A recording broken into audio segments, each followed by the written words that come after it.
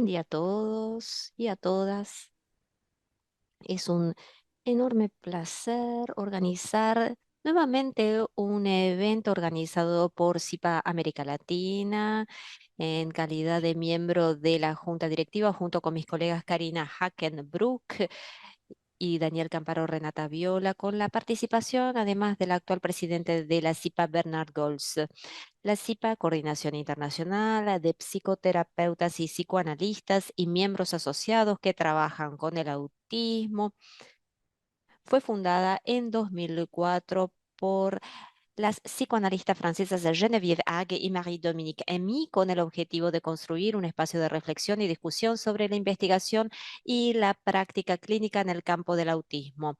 El principio de la SIPA es comprender el autismo y los diferentes trastornos del espectro autista desde una perspectiva psicoanalítica en sus diferentes escuelas a partir de un enfoque multidimensional que subraya la importancia de pensar el tratamiento y la investigación desde una perspectiva interdisciplinar.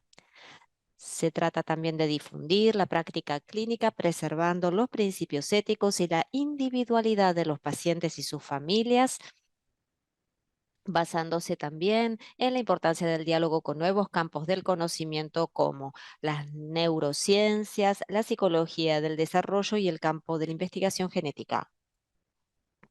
De este modo, buscamos la cientificidad para avanzar en la comprensión del autismo, que, como sabemos, sigue siendo un funcionamiento psíquico y patológico oscuro y enigmático.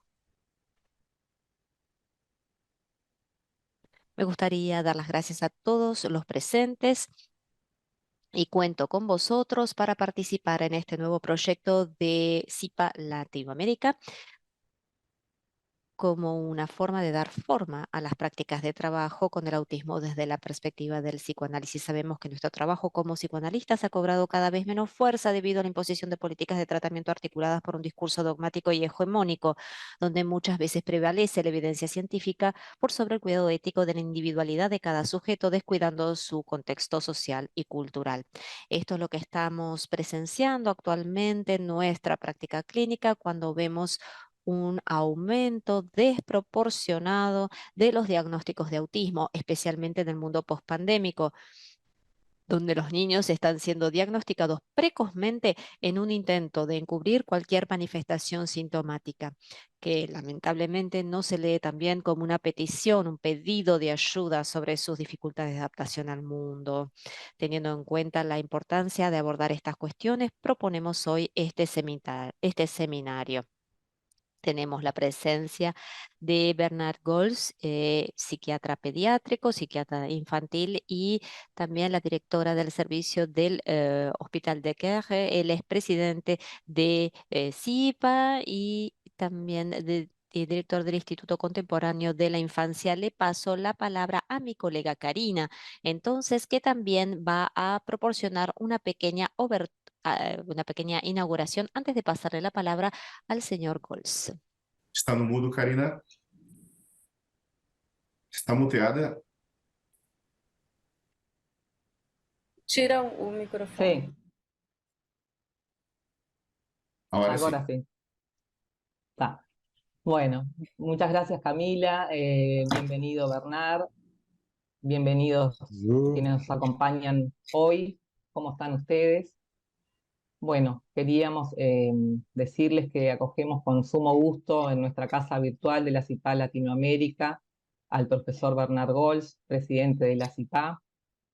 Bernard Goltz es defensor desde hace años personalmente y desde la CIPA de la policausalidad del autismo y la imprescindible multidimensionalidad que deben aportar los abordajes y diagnósticos. Abogan su praxis por una clínica transdisciplinaria. Como señala, entre otros tantos importantes aportes, Goltz en su libro Mi combate por los niños autistas, sigue existiendo actualmente dificultad para consensuar sobre qué es y qué no es el autismo, los autismos. Y es justamente ese qué es y qué no es el autismo lo que va a ser recortado, jerarquizado o dejado de lado en una instancia diagnóstica, que a su vez tendrá efectos primordiales en la instrumentación de los abordajes y el devenir de cada familia y cada niño. Instancias diagnósticas que desde un posicionamiento psicoanalítico delinean, esbozan algo del orden singular del encuentro con ese niño y esa familia. Queremos entonces, desde la CIPA Latinoamérica, compartir con ustedes las importantes contribuciones que tiene para hacer el psicoanálisis y la psicopatología psicodinámica, justamente al despliegue de la subjetividad y al ser y estar con otros de los niños con funcionamientos autistas. Contribuciones que, como sabemos, siempre van enlazadas de los aportes fundamentales de otras disciplinas.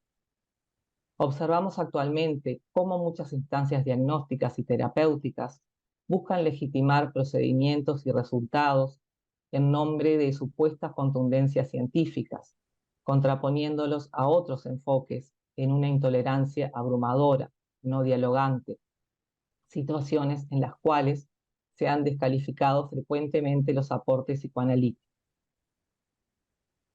Intolerancias no ajenas, lamentablemente, a los tiempos y espacios que nos toca transitar hoy en día, donde se intenta cada vez más devaluar la democracia y arrasar al otro. Desde CIPA Latinoamérica queremos contribuir, contamos con ustedes para poder lograrlo, a problematizar sin dilematizar, a construir cercanías, lazos y entendimientos ante el aislamiento y sufrimiento de las personas con funcionamientos autistas y sus familias. Queremos construir un clima de implicancia y compromiso desde cada realidad local, cobijados por el manto histórico y cultural latinoamericano que nos une. Agradecemos especialmente el esfuerzo en diferentes momentos de todos los integrantes de CIPA Latinoamérica desde su creación en el 2020, en plena pandemia, hasta hoy, por sostener una institución totalmente virtual en una realidad continental amplia y visible. Agradecemos también el apoyo para que ello fuera posible de la CIPA Internacional, en especial a Bernard Gols y Armel Barral. La CIPA Latinoamérica ha comenzado a desarrollarse gracias a las importantes contribuciones de las colegas que conformaron las anteriores directivas: Mónica Santolaya, Nora Bosco-Boynik, Claudia Mascareñas, María Cecilia Pereira da Silva, Daniela Vanderlei y María Ángela Méndez de Almeida. También queremos hacer un reconocimiento muy especial a Marie-Christine Lasnik por ser parte de la CIPA Latinoamérica y contribuir constantemente a difundirla y acompañarla. Por último, les agradecemos especialmente a ustedes por ser parte en esta actividad y por contribuir a conformar una mirada más amplia y profunda del autismo. Gracias. Paso la palabra a Bernard. Merci beaucoup. Muchas gracias. Voilà.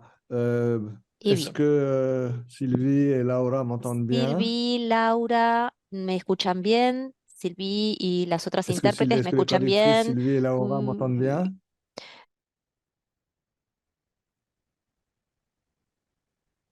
Parfait. Alors, merci beaucoup. Alors, Bueno, d'abord, muchas gracias. En primer lugar, me gustaría decir que es un enorme placer compartir con ustedes este momento de reflexión en el día de hoy, durante estas 2 horas más o menos.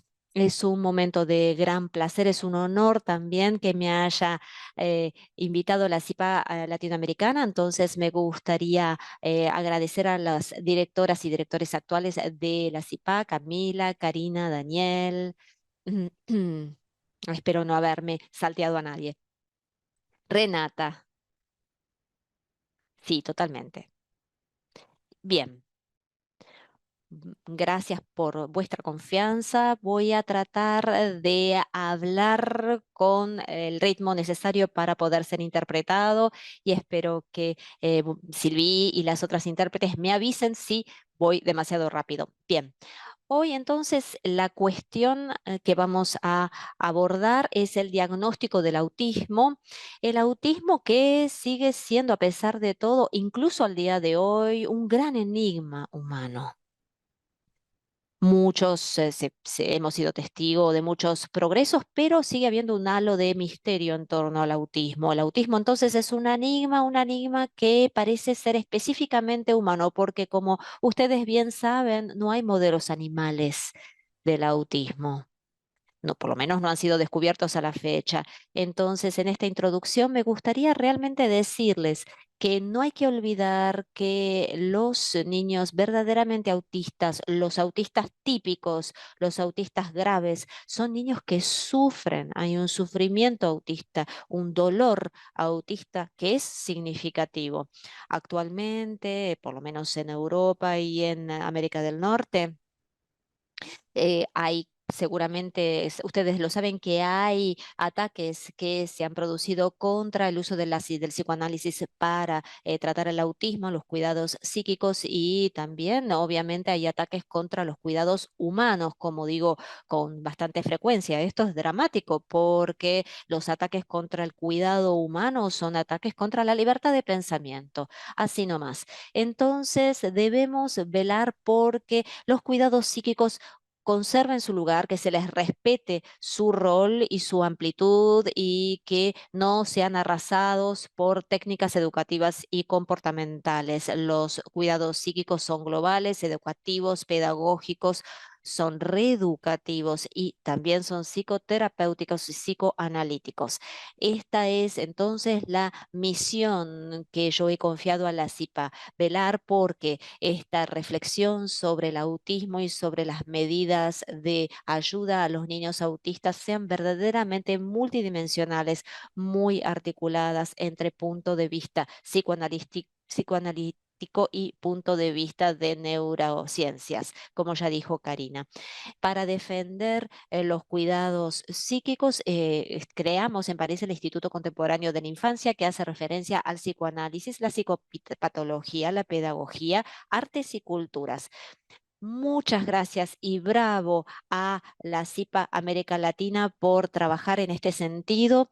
Nosotros siempre nos falta gente, siempre tenemos que sostener juntos y hacer cabildeo juntos para sostener una ética del sujeto, una ética del yo.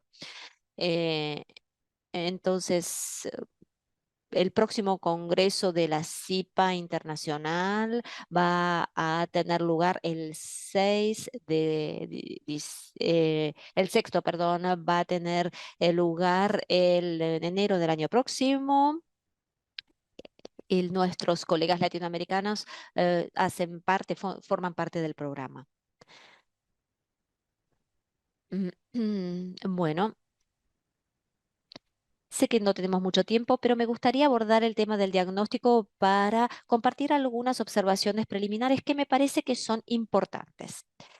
Y me gustaría decirles que cuando hablamos de los trastornos mentales del niño y el adolescente, TMEA, podemos hacer referencia a diferentes modelos. Y la psiquiatría pediátrica tiene un problema con eso hoy día en todos los países del mundo para el caso. Podríamos, por ejemplo, referirnos a un modelo puramente médico-somático, por así decirlo, un modelo monofactorial que busca una sola cosa, un solo factor responsable del trastorno. Es un modelo que tiene por fin funcionar rápidamente, un modelo puramente deductivo a partir de los conocimientos que el médico tiene en su cabeza y que hace referencia a una temporalidad lineal que pasa del pasado hacia el presente y el futuro, es decir, el diagnóstico, el cuadro y la evolución del paciente. Opuesto a este modelo somático, cada modelo tiene sus características, pero se trata, bueno, sabemos que son modelos diferentes. Opuesto a este modelo pediátrico, somático de trastornos mentales, tenemos el modelo psicoanalítico o psicopatológico que se opone punto por punto, porque se trata de un modelo multifactorial que busca siempre una convergencia de muchas causas para poder explicar un cuadro clínico. Este aspecto multifactorial encuentra sus raíces en el concepto freudiano de la complementariedad que había propuesto Freud al inicio del siglo XX, esto de serie complementaria. Entonces, Este modelo, el psicoanalítico, no es deductivo, es inferencial más bien, es decir, se utiliza la inferencia más que la deducción en términos lógicos, es decir, que funciona en base a asociación de pensamientos y funciona de manera un poco más ralentizada y hace referencia a una temporalidad que no es lineal, sino que es más bien circular en referencia a la dinámica del après-coup, del después, del ex post facto. Y después tenemos el modelo de la psiquiatría pediátrica que se basa, es diferente según diferentes momentos, diferentes países, y está posicionado en forma diferente. En los países anglosajones, el modelo de la psiquiatría pediátrica se acerca mucho al modelo médico o somático. En el sur de Europa, en América Latina también, el modelo está más cercano al modelo de la psiquiatría. Este modelo de psiquiatría pediátrica se acerca más al psicoanalítico. Y por eso hay vínculos de pensamiento muy fuertes entre Francia y países latinoamericanos que, como nosotros, establecen este vínculo con el pensamiento psicopatológico y psicoanalítico.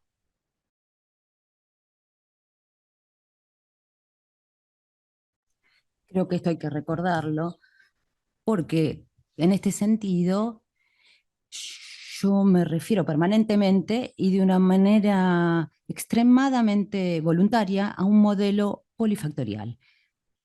No creo que podamos pensar al autismo de otra manera que no sea polifactorial, y hoy este modelo polifactorial es el heredero del concepto que evoqué hace un rato, el concepto de serie complementaria de Freud. Es el heredero de ese concepto, se complejizó mucho desde entonces y hoy tenemos conocimientos nuevos sobre los factores primarios de este modelo polifactorial, los factores secundarios y a veces, es apasionante, los factores mixtos. Por supuesto, rápidamente voy a abordar este tema para tener tiempo para la clínica, pero igualmente tenía ganas de decir algunas palabras sobre esto. Los factores primarios solo son factores de vulnerabilidad, no son suficientes para generar una enfermedad autística. Son factores de predisposición, de fragilidad, de vulnerabilidad. Todos los factores genéticos que se han descubierto desde algunas décadas en el campo del autismo, que son muy importantes, nadie las discute, aunque seamos fundamentalmente psicoanalistas, no tenemos ninguna razón para discutir estos factores genéticos, pero son solo factores genéticos de predisposición, de fragilidad. Si el niño tiene estas particularidades genéticas, no necesariamente va a ser autista. Solo les voy a dar un ejemplo. Saben que hay un síndrome que es el síndrome del cromosoma X frágil. Y bien, en la población de los autistas típicos hay más niños que tienen este síndrome que la población en general, pero todos los niños que tienen este síndrome de X frágil no necesariamente son autistas, y podemos hacer las mismas observaciones para otros factores primarios que llamamos simplemente factores que predisponen, que fragilizan, que aumentan el riesgo, pero que no son suficientes solamente para que haya una patología de autismo. Para que esta patología comience, tiene que haber factores secundarios que estén en juego y que van a desencadenar esta patología autista en los niños que tienen riesgo. Particularmente, hoy entre los factores secundarios empezamos a imaginar factores ambientales, factores ecológicos y factores biológicos ambientales, pero por supuesto en los factores secundarios que desencadenan la patología también hay factores de relación, sociales, de familia, personales, que incluso culturales. Entonces, es el encuentro entre estos factores internos y externos que fundan el modelo polifactorial y que está en juego, es decir, este encuentro entre el adentro y el afuera está en juego en la organización de la patología. Y a la imagen de Freud mismo hay que tener en cuenta las dos ramas del modelo. toda situación patológica o de autismo necesita para cada niño ser analizado. Hay que ver cuáles son los factores internos que lo han fragilizado y cuáles son los factores externos que han desencadenado la patología. Y es apasionante, como yo decía, es que hoy pensamos que hay una cantidad de factores que según las historias y el caso son factores mixtos. Y pienso en particular en las carencias. Voy a hablar de esto luego. Las carencias en ciertas historias son factores primarios de fragilización que no son suficientes para desencadenar el autismo. Y en otros casos son factores secundarios que van a desencadenar esta patología en los niños que tienen riesgos. Les voy a dar un ejemplo que sin duda conocen, que es el ejemplo de los orfelinatos en Rumania. Algunos se han abierto, todos los niños tenían grandes carencias, pero los niños autistas solo tenían solo había un 30% de niños autistas. Y cuando analizamos esta cifra del 30% de autismo y 100% de carencia, vemos allí que la carencia no necesariamente genera autismo en todos los niños, solo desencadenó esta patología solo en aquellos que tenían ciertas fragilidades primarias, factores primarios y sobre todo factores genéticos. Entonces, el interés de este modelo polifactorial, que es complejo para el razonamiento, porque bueno, las cosas son complejas, no podemos simplificarlas, pero el gran interés de este modelo polifactorial es que genera, por definición, una atención multidimensional que va a tener en cuenta los factores internos y externos al mismo tiempo, y esto, igual que la psicopatología, en la psicopatología, más allá de la psicopatología a la que nos refiramos, hay que tratar de vincular, de unir y de entrelazar los factores internos y externos. Entonces, una última palabra sobre este tema es el concepto de trastorno del neurodesarrollo, que tiene mucho éxito, que se desarrolla en todos los países del mundo, las clasificaciones internacionales, sobre las cuales me voy a referir luego. Este concepto del neurodesarrollo es muy engañoso y para mí muy peligroso también. Muy engañoso y peligroso. Yo no voy a discutir las palabras, no se trata de sacar las palabras y para eliminar las ideas. Esto es totalitario, ¿sí? La guerra de palabras no tiene sentido, pero hay que entender que la palabra de trastorno neurodesarrollo no es en sí mismo no es chocante, incluso en una patología de autismo que pueda tener un componente neurológico, no me sorprende. Que el autismo afecte al desarrollo tampoco me sorprende para nada, es evidente, pero esta palabra de neurodesarrollo parece muy simple y en este momento saben que hay una gran moda para poner esta palabra neuro a todo, neuropsicoanálisis, neuroeconomía, neuropolítica, neuro esto y lo otro. Pero el problema es qué uso hacemos de estas palabras. No es un tema de las palabras en sí mismo, es el uso que hacemos de las palabras. Y lo que yo me doy cuenta, yo hablo, bueno, más de Europa que de América del Sur, que conozco menos, pero por ejemplo, aquí en París, hace algunas semanas, acabamos de tener el Congreso Anual de la Asociación, perdón, el Congreso General de la Asociación Europea de Psicopatología Psicoanalítica, del niño y del adolescente, y en ese congreso hemos visto que en todos los países de Europa la palabra trastorno neurodesarrollo es utilizada como un sinónimo de endógeno. Entonces, neurodesarrollo no es un sinónimo de endógeno, que haya componentes neurológicas o biológicas o genéticas eventuales en el autismo, bueno, pero no son suficientes en sí mismas para explicar el autismo. Y acabo de hablar de modelo polifactorial, debe ser integrado en un modelo que tenga en cuenta, por un lado, los factores internos y por el otro, los externos.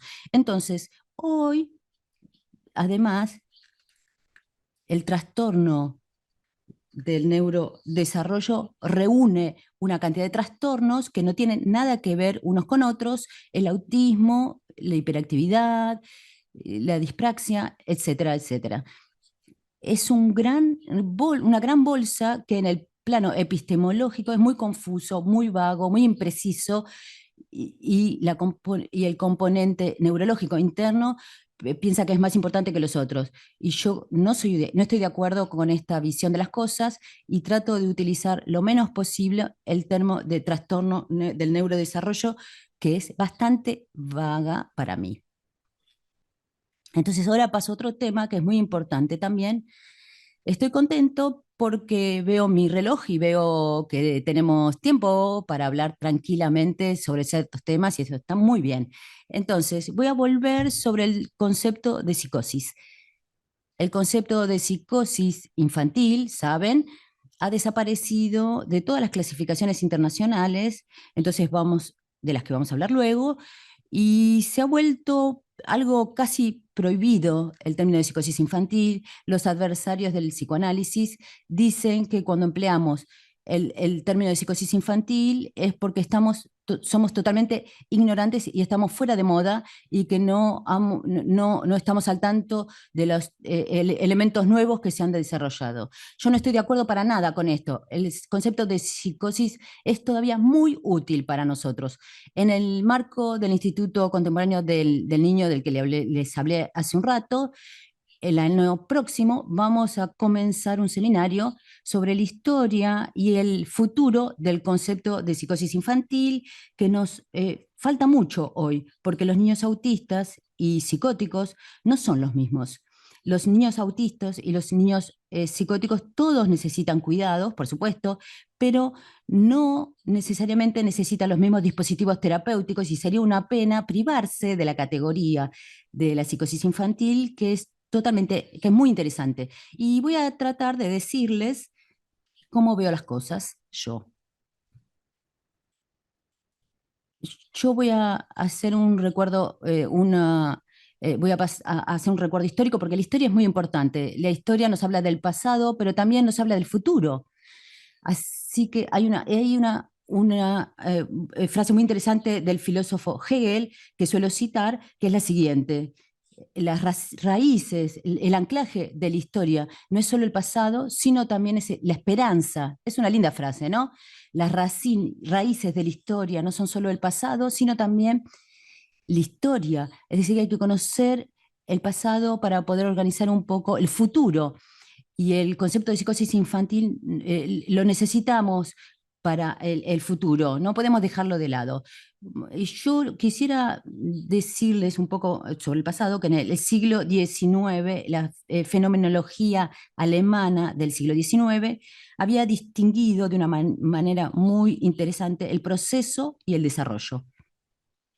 Hemos obviado un poco el término de desarrollo, pero no el término de proceso, y en general hablamos de proceso psicótico, pero sin recordar que eso proviene de esta fenomenología alemana del siglo XIX.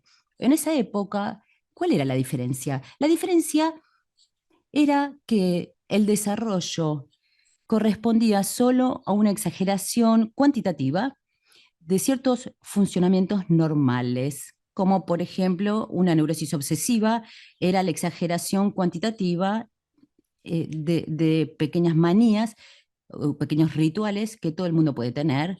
Una neurosis fóbica era la exageración cuantitativa de pequeños miedos que cualquiera puede tener. La neurosis de angustia era una exageración cuantitativa de pequeñas ansiedades que cualquiera puede tener.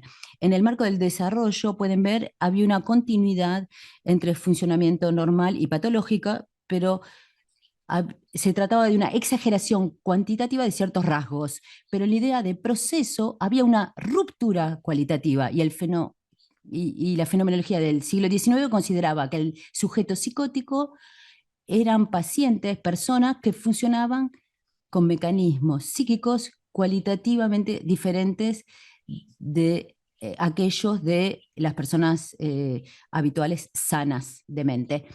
En todo caso, los psicóticos eran un poco como extraterrestres, tenían funcionamientos psíquicos diferentes de los habituales.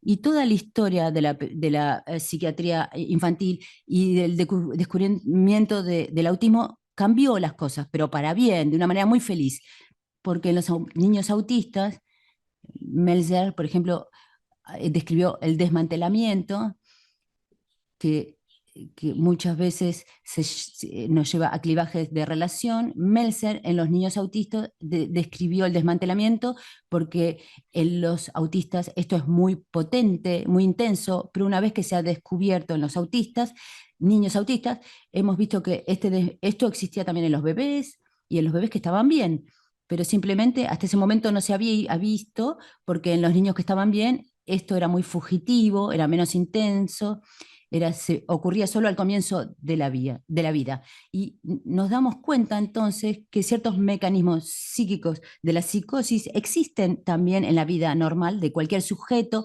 pero con menos intensidad y en diferentes momentos de la vida. Esto nos permite reintegrar a los psicóticos y a los autistas en el orden de lo humano, algo que es lo mínimo que les debemos. Esto me parece ya muy importante. Cuando hablamos de psicosis, hay que pensar en un proceso psicótico que anormalmente cualitativa, pero con uso patológico o demasiado intenso o anacrónico con respecto a ciertos mecanismos que existen también en el sujeto. Ahora, para mí, esto no me chocaría para nada hablar de psicosis de autismo y psicosis no autista, y me voy a explicar. Porque quien dice psicosis desde un punto de vista fenomenológico habla de una alteración del contacto con la realidad, y si pensamos en esta cuestión de los autistas graves, estaremos todos de acuerdo, creo, en pensar que hay cierta alteración del contacto con la realidad, ¿no? Entonces, cuando Kanner descubrió el autismo infantil en la clasificación de DSM, de la DSM-2, el autismo se puso en la categoría de psicosis, sin que nadie pueda decir nada. Hoy ya no es así. Pero en realidad, hablar de psicosis autística o no autística me parece muy pertinente. ¿Y cuál es la diferencia que establezco? En la psicosis autística, de la que hablamos hoy, hay un gran fracaso del acceso a la intersubjetividad. Eso es fundamental. El niño autista no logra distinguir al otro como otro diferente a él, cuya representación sea clara y estable. Todo el funcionamiento autístico están basados en eso, en un fracaso del acceso a la intersubjetividad. Y además hay un funcionamiento, como decía Meltzer, del orden de la bidimensionalidad psíquica. Para los niños autistas, en el caso de psicosis autística, hay una prevalencia de la bidimensionalidad psíquica, es decir, el hecho de investir el objeto en su superficie y no en profundidad. Y además hay una prevalencia de mecanismos de identificación adhesivos en el sentido de la escuela post-kleiniana. Las identificaciones adhesivas existen también en ustedes, en yo, en mí, en los niños, en todos, pero en los autistas esta identificación es un mecanismo que prevalece porque hay un fracaso de la intersubjetividad y porque hay una prevalencia también de la bidimensionalidad psíquica. Cuando decimos psicosis, en cambio, hablamos de pacientes que han tenido cierto éxito con estas intersubjetividad, saben que el otro existe, aunque tengan dificultades para establecer lazos con él, pero han percibido que el otro es otro, que hay algo diferente a él en la realidad. Y también han empezado a funcionar con una tridimensionalidad psíquica, es decir, que empiezan a sentir que ellos tienen un mundo interno y que el objeto que descubrieron fuera de ellos tiene también su propio espacio interno. El objeto y el sujeto se percibe en una tridimensionalidad psíquica, y entonces el mecanismo que prevalece es el de la identificación proyectiva, porque para proyectar hay que poder proyectar en algo, en un objeto que tiene 3 dimensiones. Entonces, estas dos psicosis tienen un punto en común que es la alteración del contacto con la realidad, pero luego las cosas son muy diferentes, no hay intersubjetividad, bidimensionalidad e identificación adhesiva del lado de la psicosis autística.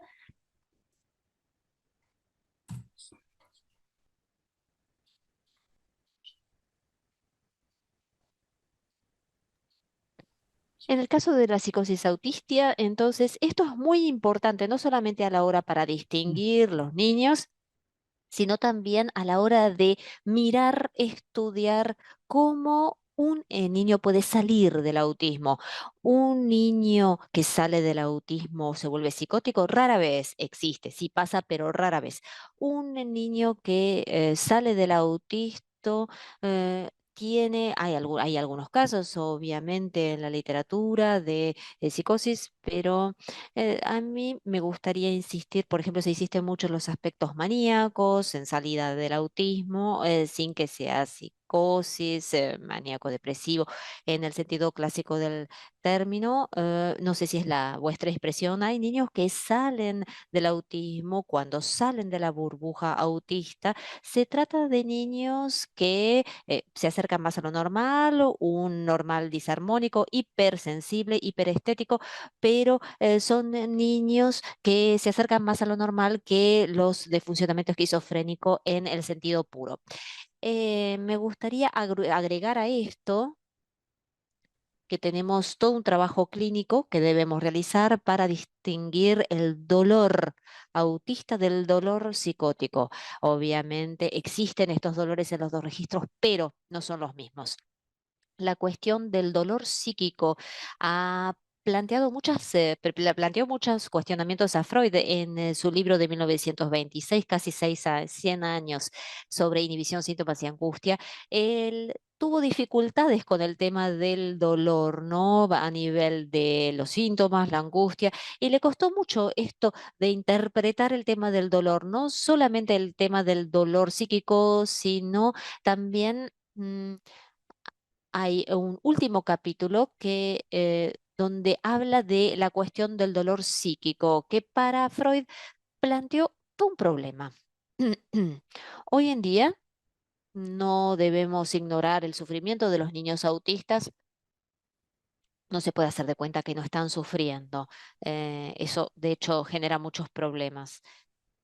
Los padres que viven con un niño autista conocen muy bien el dolor, el sufrimiento de su niño, el dolor que ellos también viven, ¿no? Que es inmenso, porque es un suplicio realmente vivir con un niño autista grave. Quizás es una de las peores cosas que puede sufrir un padre o una madre.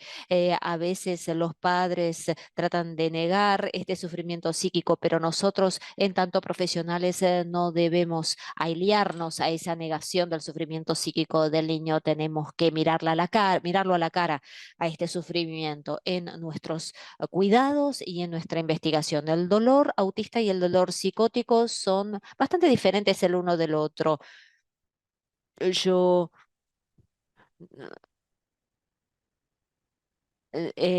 John Debag había escrito un artículo sobre las diferencias entre las angustias autistas y las angustias esquizofrénicas. Las angustias autistas hablaban de su bidimensionalidad, mientras que en el sufrimiento psicótico está el miedo de ser penetrado o penetrada. Entonces los dos existen, pero hay una diferencia entre ambos tipos de sufrimiento o de dolor. Este dolor es muy diferente porque en el caso de los niños autistas, el objeto todavía no ha sido notado.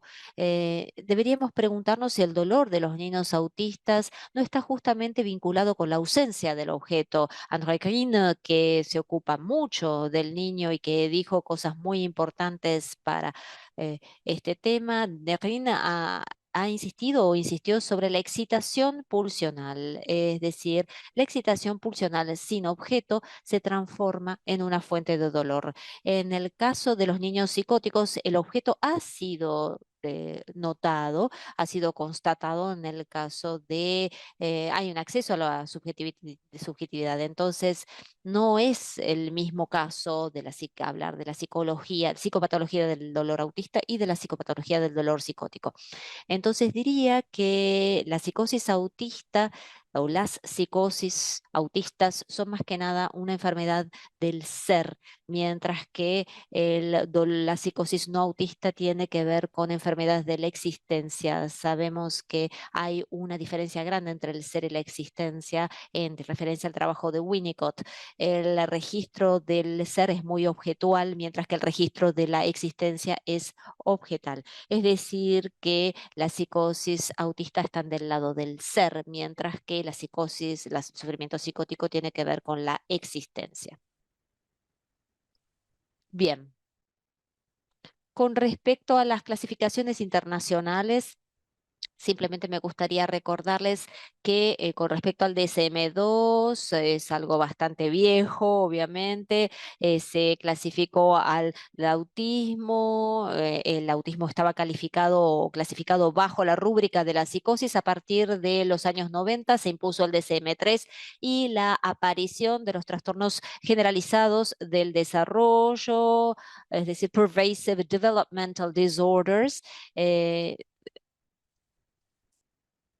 Estos trastornos del desarrollo, developmental disorders, se fueron divididos entre típico, atípico y no especificado. Después tenemos el DSM-4 con el surgimiento de los trastornos del neurodesarrollo, y hoy en día, desde 2015-2020, tenemos ya la versión 5 del DSM que habla de otras clasificaciones porque hay una dimensionalidad, o sea, no es categorial, sino dimensional, es decir, que no se buscan categorías de pacientes diferentes, pero básicamente lo que intenta el DSM-5 es mostrar un continuo entre las formas más graves y las más ligeras. Por ejemplo, tenemos el caso de Asperger, que es no pertenece ya a una categoría. Se habla en DSM-5 de los trastornos del espectro autista. O sea, esta noción del trastorno del espectro autista es algo que a mí me parece súper complicado porque deja una frontera muy importante entre las formas más benignas y las formas y los niños a los que les va bien. En el DSM-5, otro trastorno del espectro autista, hay una barrera entre lo normal y lo patológico, y yo pienso que el continuo debería incluir a los niños que evolucionan bien también. Hay toda una serie de potencialidades autistas que oscilan en permanencia entre los momentos autistas y los que no lo son, es decir, es como una dialéctica.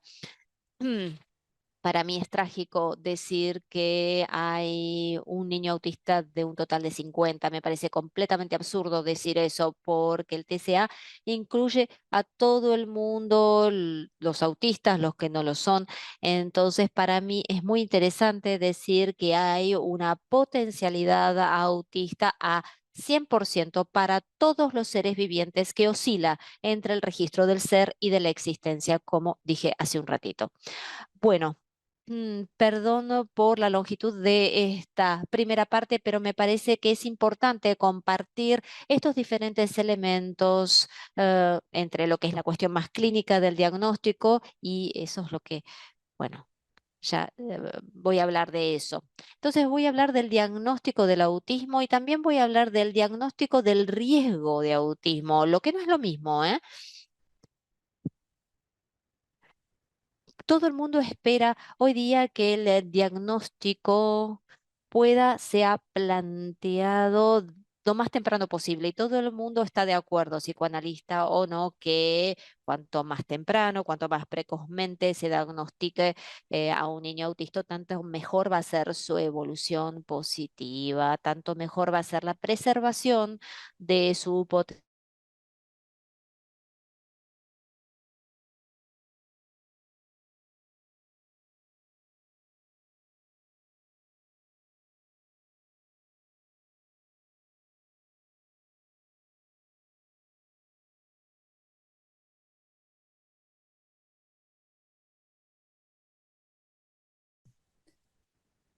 Muy a menudo, porque yo digo, aunque los dolores autísticos no son los mismos que los dolores psicóticos.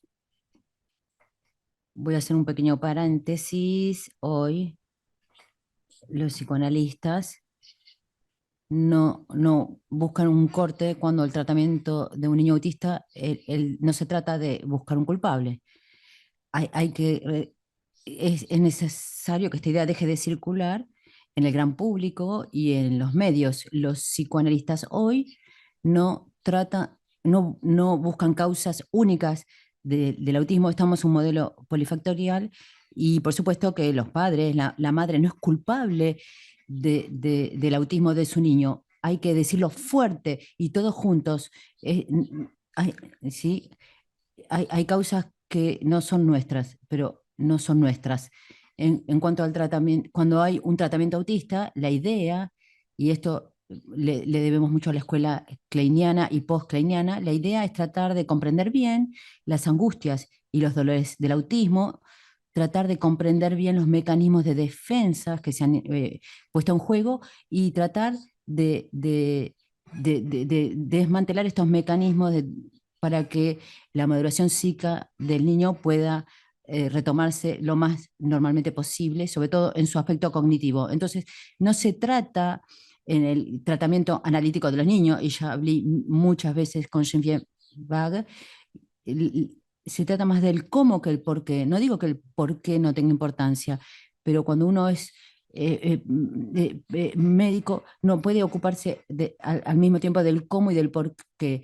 Hay que tratar de comprender las angustias del autismo, hay que tratar de ver cuáles son los mecanismos de defensa del autismo y así podremos ayudar a los niños a que se desarrollen. No se trata de buscar un culpable. El diagnóstico no se plantea igualmente según la edad del niño, por supuesto. Y yo voy a, no, hoy van a verlo, vamos a esperar que todos los diagnósticos se puedan establecer en el segundo año de la vida y que todos los niños, y que esto se pueda distinguir en el primer año del niño. Es decir, que el diagnóstico que se plantea en el segundo año de los niños y que todo el riesgo se pueda distinguir en el primer año de la vida.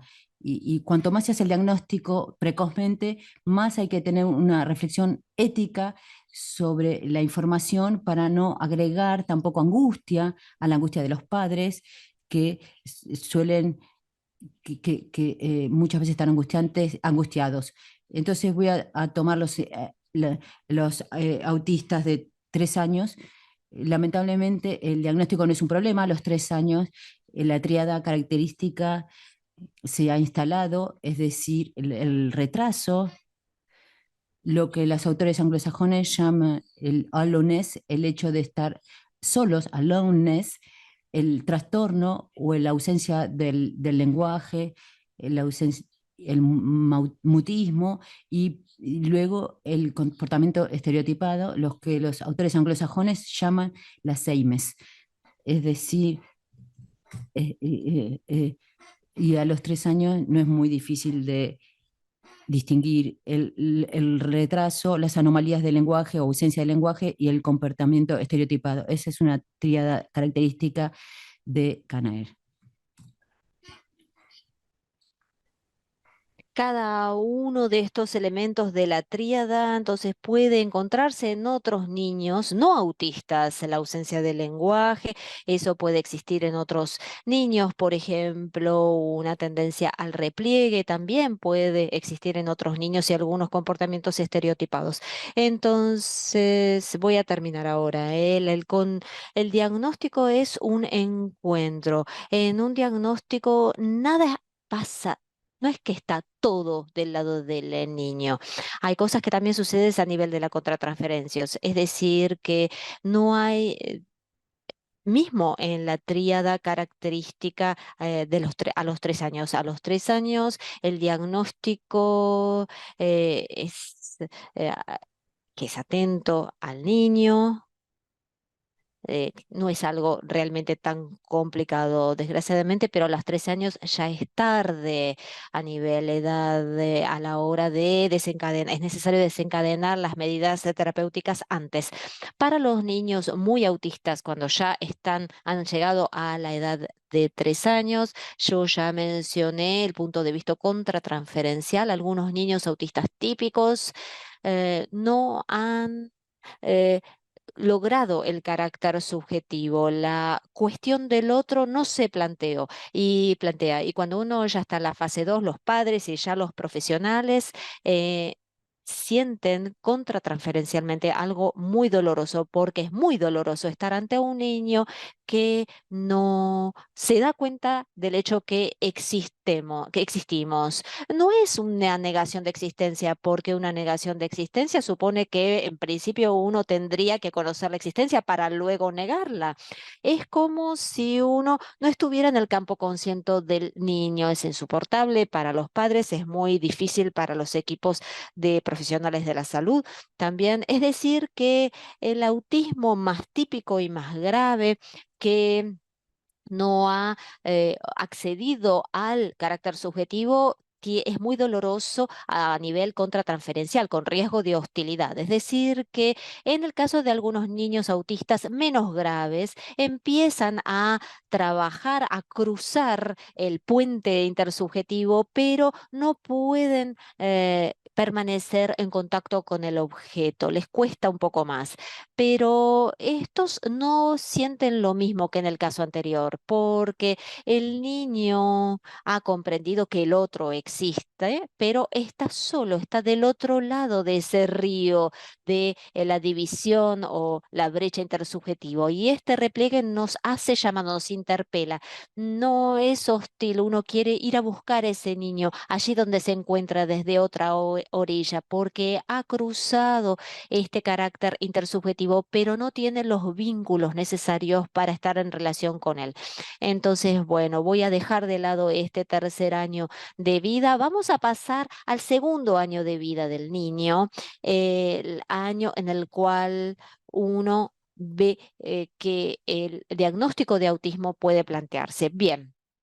Las cosas ya fueron descritas desde hace tiempo. Didier Uzel en Francia, que ha trabajado mucho y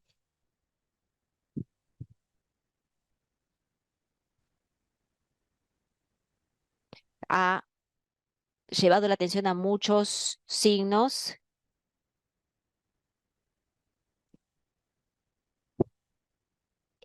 Estamos actuando retrospectivamente, entonces si se constata anomalías en el llanto del niño. A veces los padres se acercan porque sienten que el llanto del bebé plantea dificultades, pero también uno se da cuenta de que el llanto es un poco monótono en exceso y que los padres no entienden muy bien qué es lo que quiere expresar este niño a través de sus primeras vocalizaciones, sus primeros llantos. Yücel, por ejemplo, junto con otros, ha tenido en cuenta la pseudo sordera, es decir, niños que no responden a ruidos muy fuertes, aplausos, por ejemplo, palmas, y quizás y reaccionan a ruidos muy, muy leves, algo paradójico, ¿no? Y hay niños que pueden quedarse despiertos toda la noche, asómnicos, y mientras que un niño que está bien cuando se despierta la noche, durante la noche llora porque quiere que venga la mamá, que venga el papá, que lo cuiden. Son insomnes calmos, así lo llamemos en francés, insomnes calmos o tranquilos. También hay trastornos de diálogo tónico, es decir, el bebé que cuando uno lo agarra upa, que parece muy pesado, esto lo llamamos los bebés savants.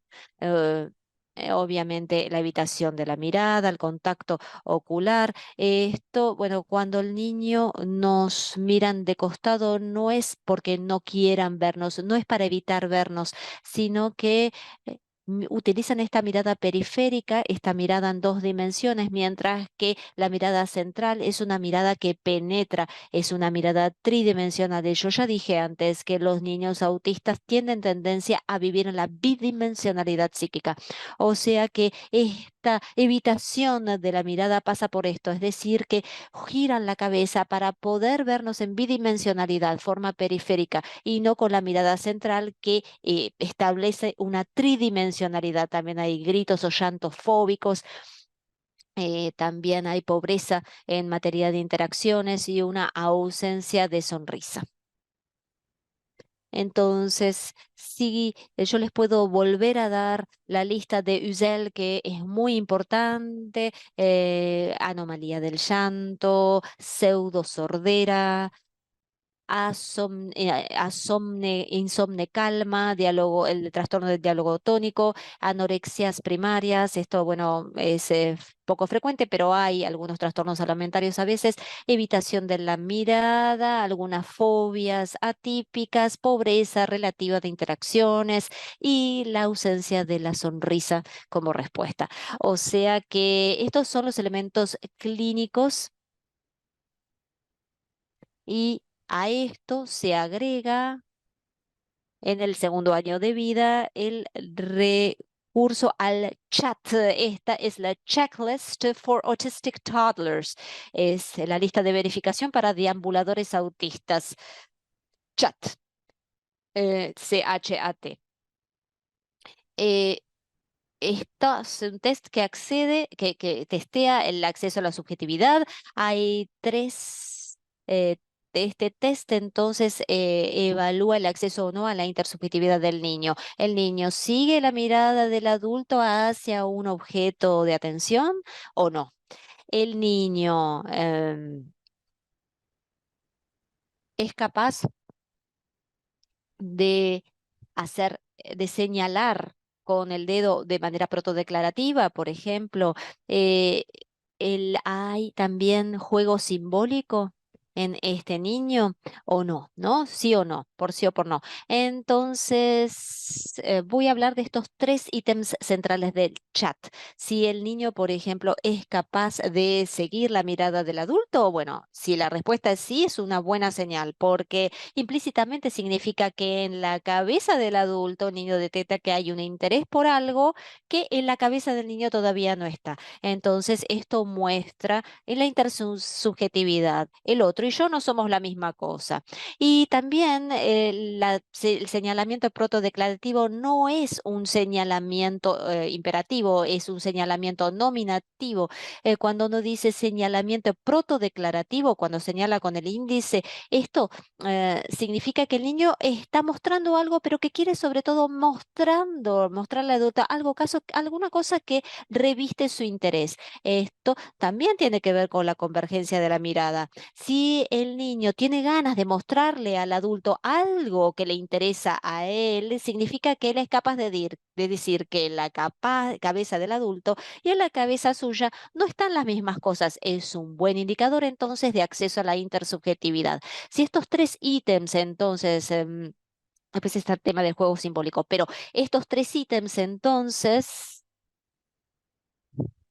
estos 3 ítems, cuando faltan estos 3 ítems, se considera que hay un 80-85% de riesgo de que el niño sea autista a la edad de 3 años. Y si faltan 2 ítems, bueno, probablemente el niño no será autista cuando llegue a la edad de 3 años, pero estará a riesgo de tener un trastorno de déficit del desarrollo, eso sí. En lo que se dice, lo que es el juego simbólico dentro del test chat, la cuestión pasa por saber si el niño hace juegos simbólicos. Por ejemplo, juguemos a tomar el té, el café. El test fue inventado en Inglaterra por el equipo de Simon Baron Cohen, un equipo de especialistas en terapia cognitivo-conductual muy importantes en la historia de todas estas ideas en Inglaterra. Entonces, la cuestión que se plantea es: ¿el niño puede jugar a preparar el té? Cuando uno traduce el test en francés, decimos el niño es capaz de preparar el café, hacer este jueguito, ¿no? Hagamos de cuenta que vamos a tomar el café. Entonces, bueno, lo que sea, hay mucho a aprender a partir de este test, porque eh, con el juego semisimbólico, por ejemplo, jugar a tomar el té, por ejemplo, el niño puede jugar a preparar un biberón, por ejemplo. Esta es otra cuestión interesante, pero es otra cuestión a plantearse, otra pregunta. Entonces, para un niño preparar el té o preparar el café significa darle placer al adulto. No es lo mismo que jugar a que preparo el biberón, porque eso es para mi propio placer como un niñito. Entonces, Lasnik, por ejemplo, que Marie-Christine Lasnik dice, esto de darle el gusto al adulto, ¿no? Yo te preparo un té, te preparo un café, darle satisfacción, ¿no?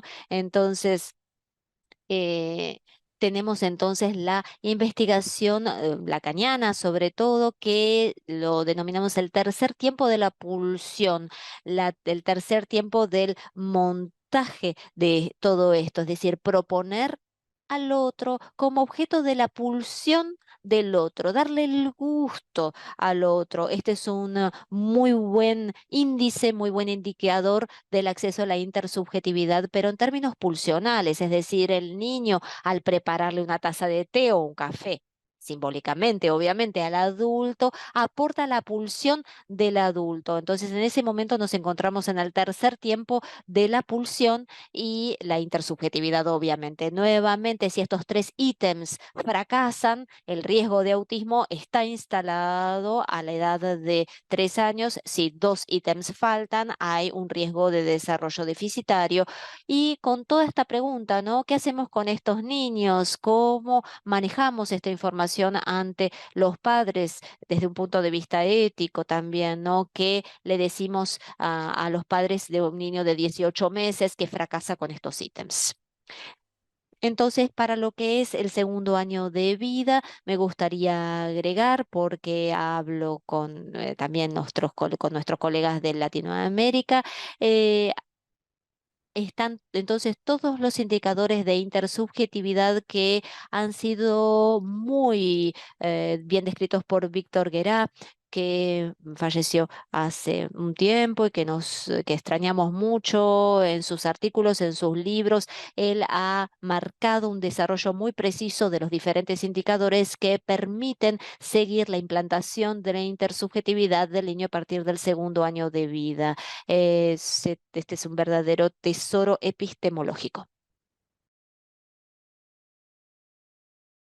Y ahora vuelvo a al primer año de vida. Me olvidé de decirles algo sobre el segundo año de vida, es que por supuesto hay una dificultad que aparece en las interacciones, que es una dificultad que tiene que ver con entrar en relación o mantener la relación, pero lo que hemos observado que es muy interesante y que ha sido una causa de malos entendidos a veces, es que cuando el niño de 13 o 14 meses tiene interacciones débiles, aunque los padres o la niña no se haya dado cuenta conscientemente, vemos que la madre tiene una posición hiperestimulante para el bebé. Y no es porque es hiperestimulante que el niño es autista. No me hagan decir lo que no quiero decir. No es porque la madre es súper estimulante que es autista, pero como él tiene dificultades interactivas, la mamá, incluso sin ser muy consciente, va a activar un poco la estimulación y va a tratar de aumentar el nivel de interacción con su niño para tratar de traerlo a la realidad. Y yo sinceramente pienso que las madres, y bueno, los padres también, pero sobre todo las madres, son las primeras en darse cuenta de que algo no está bien. Cuando van a ver a un pediatra y que el pediatra le dice, está todo bien, nos vemos en un año, eso no está bien, no está bien. Cuando la madre siente que algo no está bien, ella tiene buenas razones para pensar que algo no está bien. Y a veces no es muy consciente, pero su comportamiento de hiperestimulación es un intento para traer al niño a una interacción más normal, más habitual, digamos. Bueno, entonces, respecto de de este periodo de 2 años, etcétera, yo quería hacer referencia al importante programa de investigación PRISMA que se ha implementado en América Latina por María Ángela Méndez de Almeida, por María Cecilia Pereira da Silva y por otros colegas. Y también allí hay un tesoro, por supuesto, se hizo para seguir la evolución de los niños en tratamiento, pero es un tesoro también de indicaciones para tratar de observar lo que ocurre en un niño que tenemos en consulta o de otra manera. Y ahora voy a hablar de lo que ocurre antes del año y respecto al diagnóstico precoz, y podemos decir que es un diagnóstico muy, muy precoz. Hoy ya no se trata de un diagnóstico precoz, sino muy, muy precoz. Y de esta manera vamos a salvar, entre comillas, al máximo de la mayoría de los niños. Pero también es un periodo donde hay que ser muy prudente antes del año, porque quizás hoy, sí, no sé cómo va a ser en 10 o 15 años, pero en todo caso hoy, quizás antes del año, todavía es difícil poder hacer un diagnóstico de autismo, pero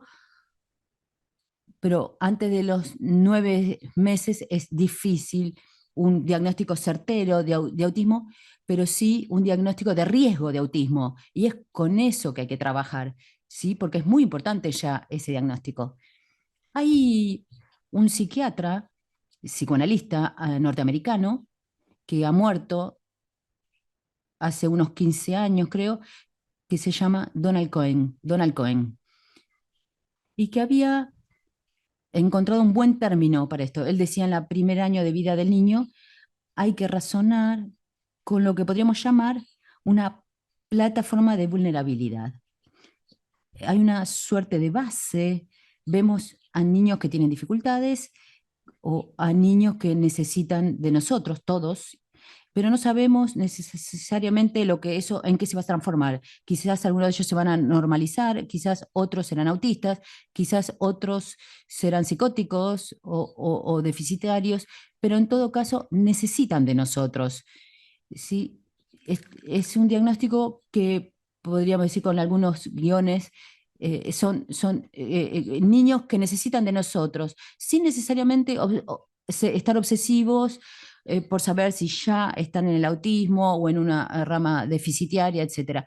Y desde el punto de vista de las relaciones con los padres, es un concepto muy interesante, porque sin estar obsesionados con el autismo, le podremos decir a los padres, su niño tiene una dificultad para tener relaciones estables, nos necesita, y lo que no sabemos exactamente lo que tiene, lo veremos más tarde, pero ya podemos comenzar a actuar en este sentido sin dramatizar. No importa si se llama autismo, psicosis, etcétera, pero hoy nos necesitas, entonces empecemos a luchar porque es muy importante. Entonces, respecto a esta plataforma de vulnerabilidad, este era un concepto de Donald Cohen de hace unos 15 años, pero hoy hay muchas cosas que han aparecido y que pueden también ayudarnos para desarrollar este diagnóstico muy, muy precoz. Hoy, pensando en esta conferencia, yo pensaba en hablarles de los trabajos de Annick Bollier. Annick Bollier, sí, voy a escribir su nombre en el chat para que todos puedan leerlo.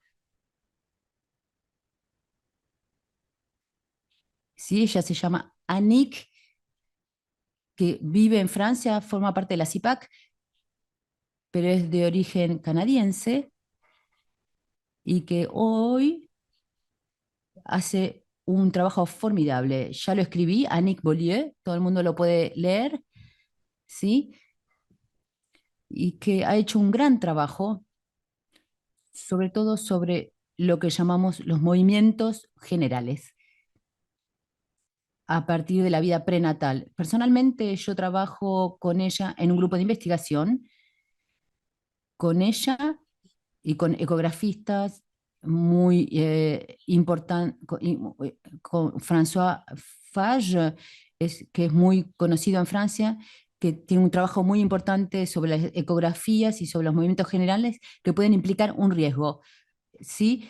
quizás en ese caso yo les voy a hablar de riesgos del neurodesarrollo. Ahí sí, no sabemos qué va a pasar, pero hay movimientos generales que empiezan a ser muy estudiados durante la vida prenatal y que van a continuar en el primer trimestre de la vida.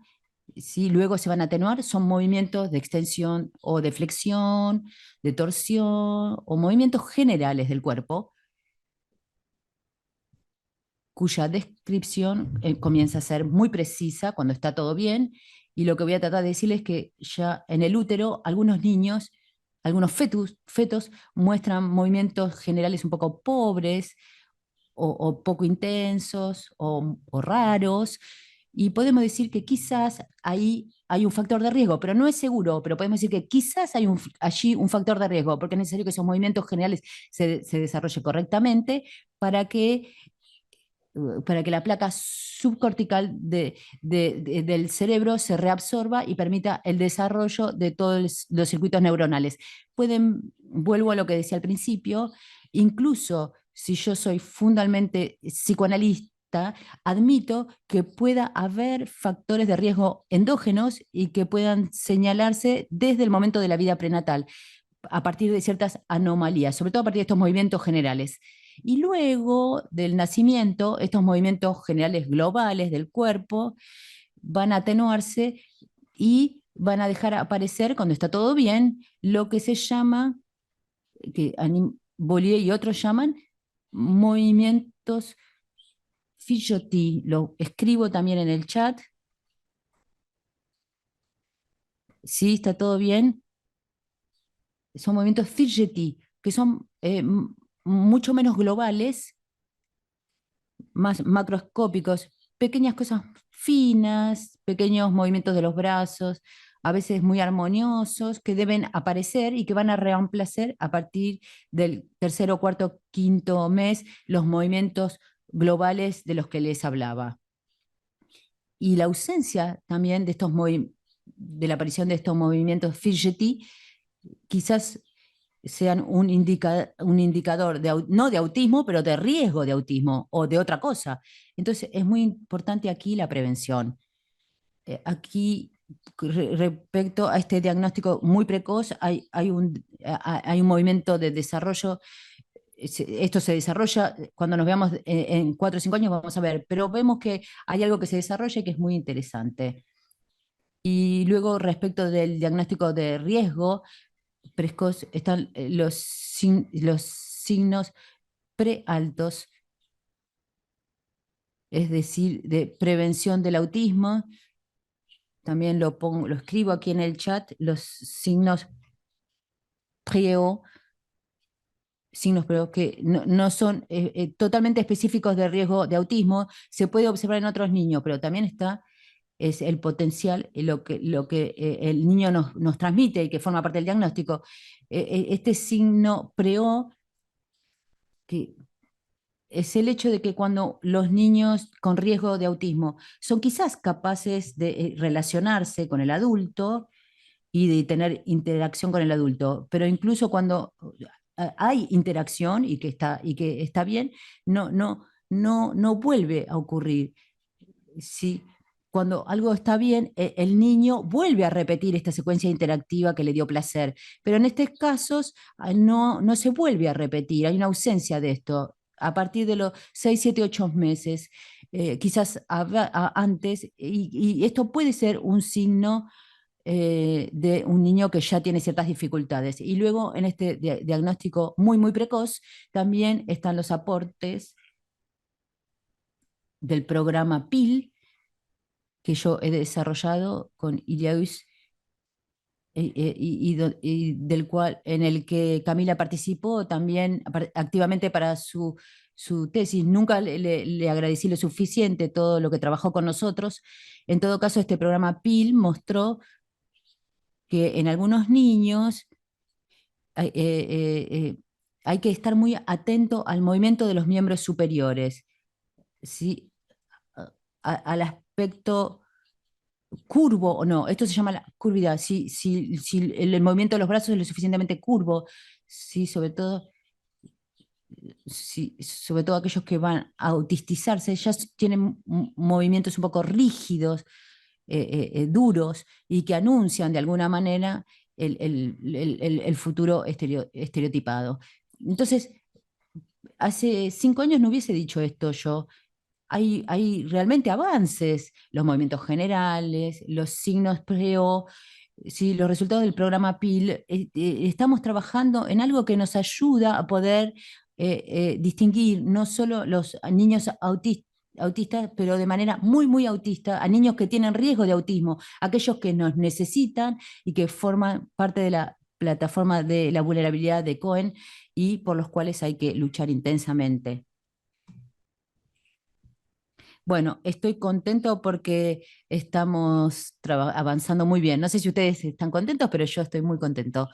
Y espero que no sea muy difícil de traducir para Silvi y sus colegas, pero voy a tratar de ir un poco más lento porque le voy a hablar de 2 situaciones particulares desde el punto de vista del diagnóstico del autismo, situaciones particulares muy, muy interesantes y que muestran muy bien que no hay un diagnóstico si solo miramos al niño. Hay que mirar al niño, hay que mirar los lazos del niño con el adulto, hay que observar a los adultos y también hay que estar muy atento a lo que ocurre en nosotros. Y entonces, esto va a estar en mi conclusión, no hay un diagnóstico de autismo que se haga una sola vez, hay que ver y rever muchas veces al niño y a sus padres, y no hay un diagnóstico que se pueda establecer sin tener en cuenta, o sí, la vivencia y el sentimiento del terapeuta. ¿Sí? Lo que se llama la contratransferencia si estamos en una perspectiva psicoanalítica. Hace un rato cuando les dije, vamos a verlo, cuando les dije un niño autista que ni siquiera ha cruzado el carácter subjetivo, le tenemos, quizás le tengamos bronca, que quizás puede ser una transferencia hostil, ¿sí? Porque hay algo narcisista del hecho de no tener en cuenta nuestra existencia. ¿Sí? Y si cuando cruza el carácter intersubjetiva, quizás nos nos despierta unas ganas de ir a buscarlo. ¿Sí? Es decir, que no es el mismo tipo de contratransferencia ni el mismo tipo de niño. Entonces, esta cuestión de la contratransferencia, le voy a hablar de 2 situaciones en particular que desde el punto de vista del diagnóstico son muy importantes, porque quizás ahí no hay que decir autismo demasiado rápido. Le voy a hablar de la depresión del bebé rápidamente y menos rápidamente le voy a hablar de los mecanismos de tipo autístico, pero no autístico, en niños que han estado deprimidos, es decir, y postdepresivo. No hay que confundirlo con el autismo. Estos mecanismos de apariencia de autismo, pero que no son autistas, ha sido objeto de una tesis magnífica que ha sido por Joanna Cross, no sé si está hoy en el público. Giovanna Cross ha hecho esta tesis bajo mi dirección, que tuvo un jurado maravilloso y que sí, Diesel y otros profesores han querido hablar con ella. Entonces, podríamos decir de una manera más académica que las 2 situaciones que voy a describir un poco tienen que ver con el diagnóstico diferencial, es decir, niños que hay que distinguir bien de los niños autismo y que plantean un problema de diagnóstico, porque a veces no es algo muy simple. Entonces, la depresión del bebé primero. Yo quisiera, en este caso, hablarles de los trabajos de André Carrel, que también voy a escribir en el chat, que fueron muy útiles aquí en Francia respecto de este tema de la contratransferencia. André Carrel es un psicoanalista contemporáneo que vive en la ciudad de Lyon y que es alguien muy notable. Se ocupa mucho del psicoanálisis de familia, pero también de los bebés y de niños muy, muy de edad temprana, y nos dijo cosas muy importantes para saber distinguir a un niño depresivo de un niño autista o de un niño que tiene riesgos de autismo. Saben que en las depresiones de los bebés, no hablo de depresiones muy espectaculares, ¿no? No pienso los trabajos de Spitzel de Bowlby, porque en ese caso eran depresiones muy importantes. Yo hablo más bien de depresiones que han sido descritas luego, pero menos intensas, pero también importantes para reconocer, menos intensas, que no tienen que ver con la carencia cuantitativa, no hay una separación del niño con respecto a su medio familiar, pero hay una carencia cualitativa, un niño que está en un medio ambiente o en un entorno que no es muy estimulante, muy vivo. Hay diferentes formas de esta depresión, pero los signos cardinales, es decir, los signos más importantes son 4. ¿Sí? Los voy a escribir también en el chat. Está la falta de tonus. Sí, lo voy a escribir en el chat. Se llama la falta de tonus. El atonus psíquico. Luego está el repliegue interactivo. Luego hay un ralentimiento.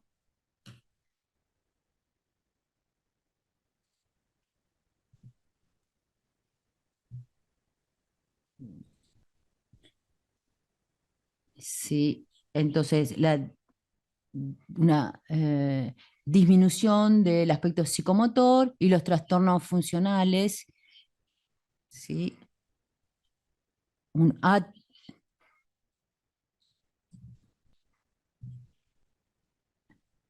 Sí, el tono, la falta de tono psíquico, la disminución psicomotora y los trastornos funcionales como anorexia, trastornos del sueño, etc. Pero ven que en estos signos cardinales de la depresión por una carencia cualitativa en el bebé, lo voy a escribir bien porque lo escribí mal, ¿sí? Sí, hay un repliegue, una retirada interactiva. Entonces, ¿qué distingue este repliegue interactivo de un repliegue autístico? Si pensamos solo en la descripción comportamental, no hay manera de establecer una diferencia. Si un repliegue, una retirada es un repliegue, es un repliegue. Es alguien que se repliega, que no interactúa, que es más bien inerte, que no tiene tono, que tiene un rostro un poco cerrado o los ojos un poco vacíos, pero sí, un repliegue es un repliegue. Pero si solo describimos, como por ejemplo ocurre con la famosa clasificación internacional que evacúa totalmente la contratransferencia y que quiere clasificar todo desde un punto de vista descriptivo, solamente es un callejón sin salida. Entonces, ¿cómo hago para distinguir estos diferentes repliegues? Por cierto, hay otros niños que también pueden tener repliegues. Hay niños enfermos, un niño que está cansado, que tiene fiebre, que también está replegado. Y luego, algo que es menos conocido, los niños que tienen un dolor crónico por diferentes razones.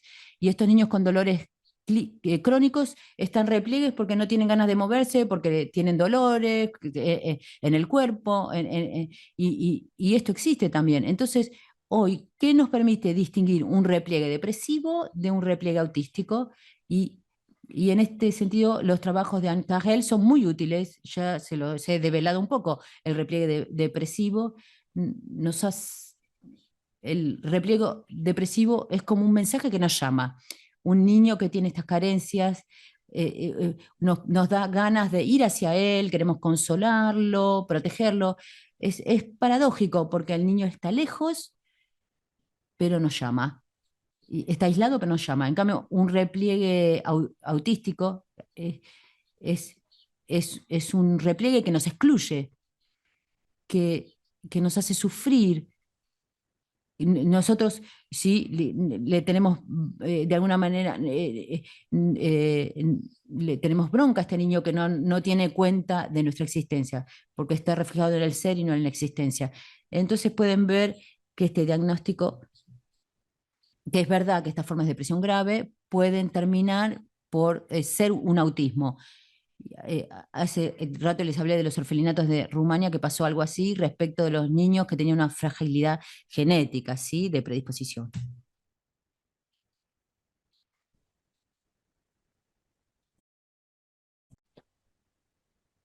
Pero de todas formas, en forma general, todos tenemos el interés de no confundir el repliegue depresivo con el autista, porque la depresión del niño es altamente reversible, mientras que el autismo infantil lo es en menor medida y, bueno, de todas formas se ha propuesto las mismas cosas para hay niños depresivos y autistas, sin embargo.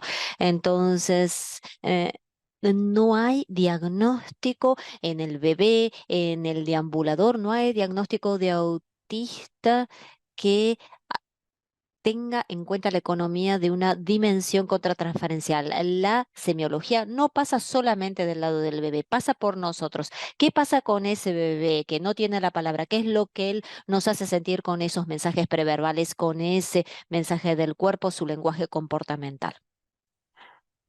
Bueno, me gustaría terminar con una segunda situación que ha sido el objeto de la tesis de Giovanna Cruz y que tiene que ver con los mecanismos de, de tipo autístico, postdepresivos y que no son realmente autísticos, son mecanismos autistas o no autistas postdepresivos de Giovanna Cruz. Yo hablo de mecanismo autista, no autista, ¿no? Suena medio raro, pero ¿de qué estamos hablando? ¿Sí o no? ¿Autista o no autista? Bueno, estamos hablando de mecanismos de tipo autista, pero no autistas, que podemos observar después de una depresión precoz en el niño. Esto es un problema cotidiano en los centros de evaluación. Yo me acuerdo que se ha hablado mucho de este tema porque esto tiene mucho que ver con la construcción del objeto. Les propongo la hipótesis psicopatológica que me va a llevar a las conclusiones, ¿no? En algunos niños hay depresión de índole cuantitativa o cualitativa, sobre todo cualitativo en el primer año de vida, cuando tenían 12 meses, 6 meses, etcétera, en ese primer año de vida. Nosotros los encontramos entonces cuando ya cumplieron 2, 3 años y esos niños se acercan a la consulta con sus padres, obviamente porque les cuesta entrar en el vínculo y justamente los padres se preguntan si no hay riesgo de repliegue o un riesgo de naturaleza autista. Y en este caso tenemos que ser cuidadosos de no apresurarnos con el diagnóstico. Hay que plantearse las preguntas correctas, porque si nos apresuramos a diagnosticar a un niño como autista, bueno, pasa esto en Francia. No sé cómo los dispositivos de cuidado son organizados en Brasil o Argentina, pero en Francia, si nosotros diagnosticamos rápidamente al niño como autista, va a quedar atrapado en un sector especializado del que le va a costar mucho salir, incluso si después de 2 años uno se da cuenta de que el niño al fin y al cabo no es autista. Es decir, el primer diagnóstico tiene que hacerse con un ajuste muy fino para darse cuenta de quiénes son autistas y quiénes no lo son realmente, ¿no? De una manera bien acabada. Entonces, porque para permitir al niño que tenga una trayectoria abierta en su desarrollo y no encerrarlos en un diagnóstico tan predeterminante. Entonces, hay niños con depresión cuando llegan al segundo año de vida, bueno, los padres se acercan a la consulta, el pediatra los deriva porque, bueno, el niño presenta ciertas dificultades relacionales, no fija bien la mirada, hay cosas que no son fáciles de hacer con él. Entonces, ¿hay acaso un inicio de organización autista que se presenta? Y bueno, nos damos cuenta entonces de que al hacer la evaluación completa hay mecanismos que son de tipo autista en la descripción, un pequeño repliegue, una cierta dificultad para sostener la interacción, reiniciar la interacción, una mirada difícil de captar, una relación extraña con los objetos, pero nosotros tenemos que preguntarnos qué sentimos, porque nosotros no estamos excluidos y cuando nos ocupamos de esto, ¿qué sucede? Hay algo cuando uno se ocupa que se reinicia. Y el diagnóstico de estas etapas postdepresivas no es el mismo diagnóstico que se establece en el caso de los autistas. Entonces hay que intentar comprender bien qué sucede ahí. La hipótesis que yo propongo es que se trata de mecanismos postdepresivos, es decir, se trata de niños que han experimentado una depresión. Es como una cicatriz pseudo-autista postdepresiva. Lo vamos a poner. Es la primera vez que se me ocurre la palabra. Ahora mientras les hablo. Una cicatriz postdepresiva. Estoy anotando, ¿eh? Pseudo-autista. Acaba en el chat. Ahí tenemos. Entonces, esto se corresponde con lo que yo quiero decir. Es decir, se trata de niños que han experimentado una depresión precoz. Es decir, que han vivido una pérdida del objeto en términos psicoanalíticos muy dolorosa.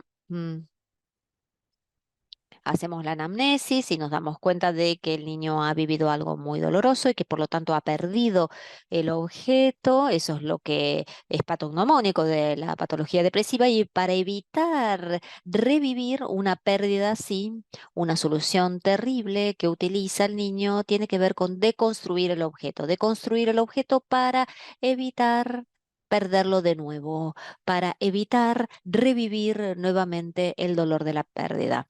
Eh, es algo que para mí es súper importante.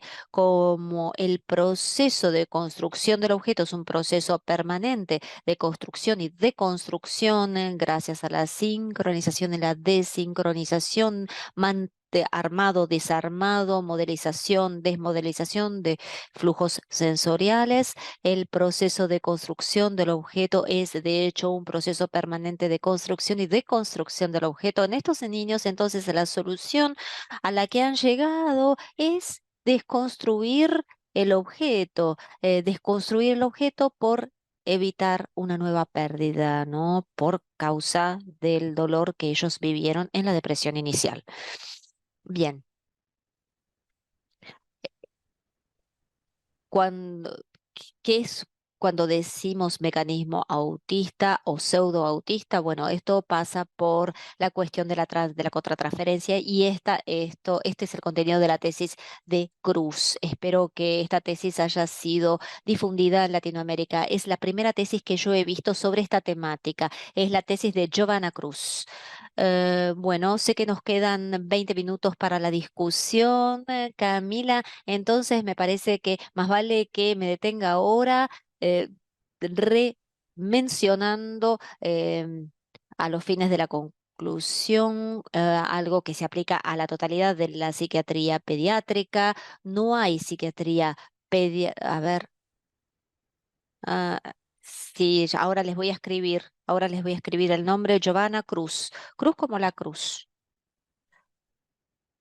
Ahí va.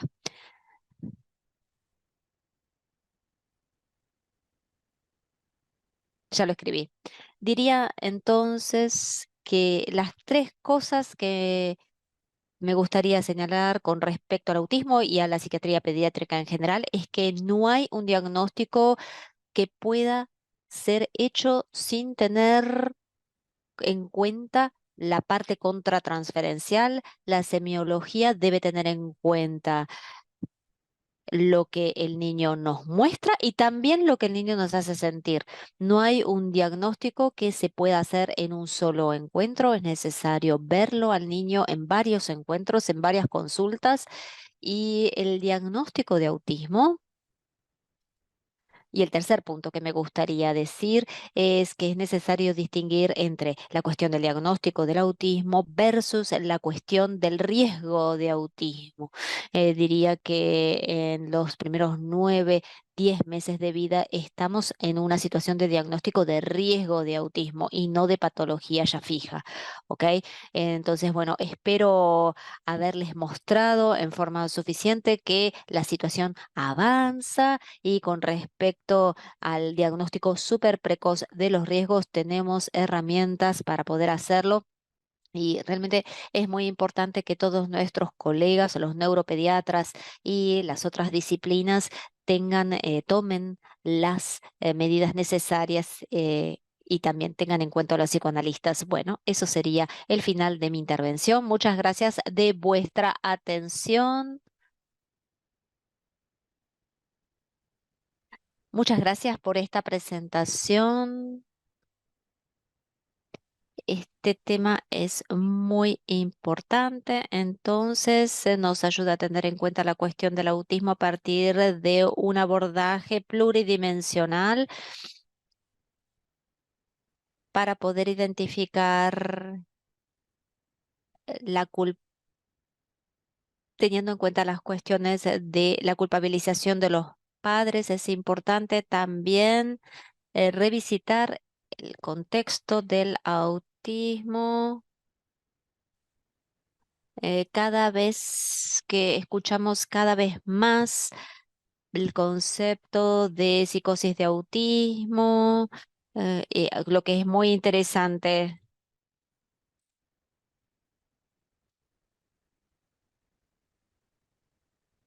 Karina ya también ya habló del tema. Vamos.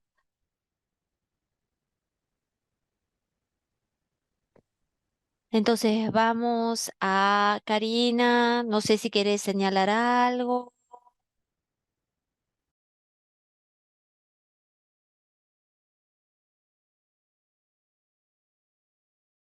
Si quieren preguntar, por favor, levantar la mano. Muchas gracias, buen día a todos. Muchas gracias por esta conferencia tan interesante. Es muy importante que tengamos en cuenta que, bueno, me gustó. Este diagnóstico de Giovanna Cruz es súper importante sobre la etapa autista que no es realmente autista. Entonces, algo que sucede también mucho en pacientes adultos que han sido víctimas del trauma precoz en su primera infancia. Entonces, vamos a plantear una cuestión. Me gustaría que hablemos de la idea del tercer tema, de la intersubjetividad primaria.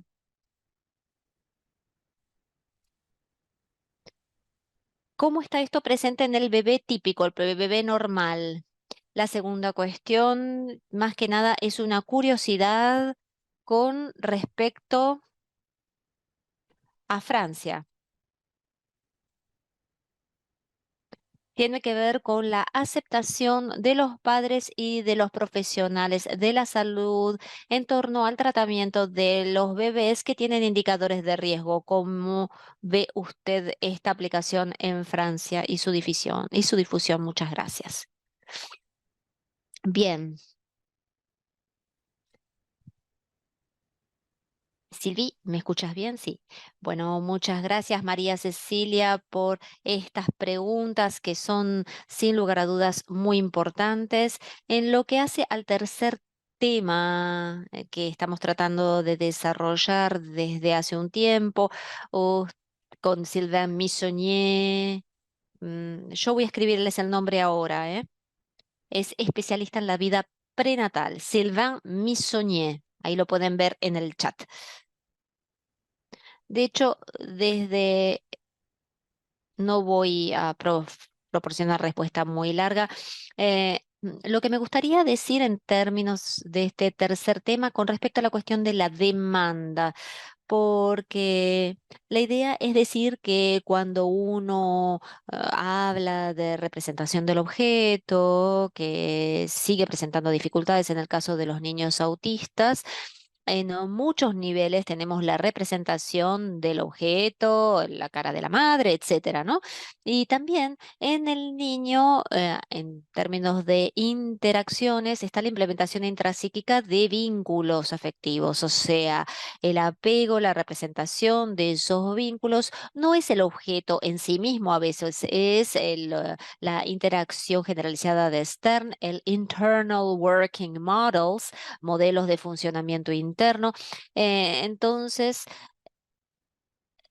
esto de alguna manera hay como una preconcepción, no tanto de la representación de vínculos y del objeto, sino más bien la representación del lugar del objeto. No lo conoce, el niño es extremadamente inmaduro y probablemente nace con una proto-representación, una preconcepción del lugar o de un lugar para el objeto del que va a necesitar para sobrevivir físicamente y para construirse psíquicamente. La idea entonces es que el niño llega desde su nacimiento con una representación prealable, previa del lugar del objeto, y luego lo que se va a instalar es la representación del vínculo con el objeto gracias a las interacciones, las representaciones intrapsíquicas, y bueno, después, finalmente, la incorporación del objeto. Cuando nos ocupamos de bebés muy pequeños o niños autistas muy graves, no podemos tener la demanda dirigida al objeto porque el objeto todavía no está representado claramente, específicamente y en forma diferenciada. Entonces, cuando nos ocupamos, cuando cuidamos de un niño o tratamos a un niño autista, sabemos muy bien que este niño está demandando algo, pidiendo algo, no de nosotros, pide algo al exterior, a su entorno, espera del exterior que el exterior le envíe algo, le mande algo. No es una cuestión de dirigirse a una persona específicamente, como en el caso de una neurosis. Es un pedido o una demanda al exterior. Buscan un punto de rebote. eh, es decir, que es una demanda que no es objetual porque no hay un objeto suficientemente diferenciado, sino que más bien es una demanda intransitiva que se dirige hacia el exterior sin dirigirse a un objeto en particular. Es necesario que nosotros seamos capaces de acoger esta demanda, no tanto como persona desde el yo, sino más bien un elemento del entorno que va a indicarle al niño que algo le vamos a mandar o que algo va a surgir en él sin que esté en riesgo. Esta es la formación de muchos psiquiatras pediátricos, ¿no? Porque hay que evitar el narcisismo. Una parte de nosotros quiere percibirse como persona, pero en realidad uno tiene que verse más bien como un punto de rebote, digamos, ¿no? Es decir, que cuando uno atiende a niños autistas, todos tenemos el sentimiento de que ellos nos están pidiendo algo, pero ellos no nos están pidiendo algo a nosotros con nombre y apellido, sino que nos están pidiendo a nosotros como elemento del entorno que los rodea. Entonces, por eso en las actividades de formación de los más chiquitos es necesario tener como un clivaje, ¿no? En nosotros. Obviamente hay una parte de nosotros que va a seguir siendo claramente diferenciada, pero también una pequeña parte de nosotros que tiene que aceptar este desdibujamiento, ¿no? Esto de fundirse con el entorno circundante para poder actuar de rebote hacia ese niño para que encuentre ese entorno como no peligroso. Y con respecto a la segunda pregunta que plantea las cuestiones éticas del desarrollo precoz, de la detección, se corrige la detección precoz del trastorno. Yo creo que cuando uno empieza a percibir un riesgo, un diagnóstico de riesgo, empiezo a decirlo hablando claramente. Claramente, tu bebé, tu niño tiene necesidad de que lo cuiden durante los 2, 3 meses que vengan. Yo no voy a poder decirte qué sucede, va a necesitar que lo atiendan. Entonces, eh, vamos a movilizar las cosas sin dramatizar, porque hay palabras que producen más angustia que otras. Cuando uno habla de riesgo de autismo, hay gente que percibe que el chico ya tiene autismo. No, no, yo soy muy prudente con eso. Yo prefiero decir que este niño necesita atención terapéutica. ¿Cómo lo vamos a hacer? Bueno, necesitamos 4 o 6 meses para saber qué es lo que tiene. Por el momento, todas las posibilidades están abiertas. Yo creo que con una cierta cantidad de indicadores que nosotros tenemos en el programa Prisma, se puede funcionar de esa forma. Complètement proprement dit. Steve, a gente tem mais 10 minutinhos. Temos uma pergunta que a gente pode finalizar. Tenemos una pregunta para concluir el seminario de hoy en día sobre la diferenciación entre la psicosis y el autismo.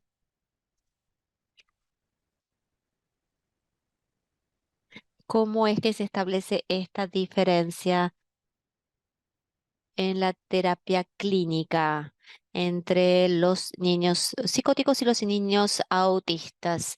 Para responder a esta pregunta que es tan importante, Je voudrais vous dire il y a toute une recherche qui a été faite il y a quelque temps, enfin, hay toda una investigación es una investigación que se ha realizado en el Centro Binet de París. Es un centro muy conocido, lo voy a poner para todos. Un momentito.